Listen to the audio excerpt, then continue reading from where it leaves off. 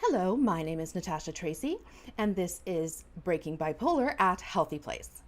So, I realized something very recently, and that is that in addition to not wanting things because of depression, that there is a safety in not wanting things. Now, I write about that in the article linked to below, but the other thing that I realized is that if I do want something, and I actually do right now, it's super, super scary.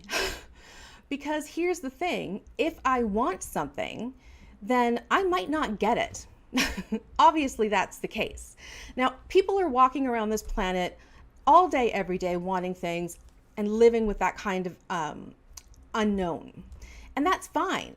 But I think because I have been depressed for so long and not wanted anything for so long, I find the concept of wanting something terrifying because I am scared of what will happen if I don't get it. You know, I don't really handle disappointment very well. I find that it just makes me more depressed. And so when I admit to myself that I want something, then I'm opening the door up to that problem.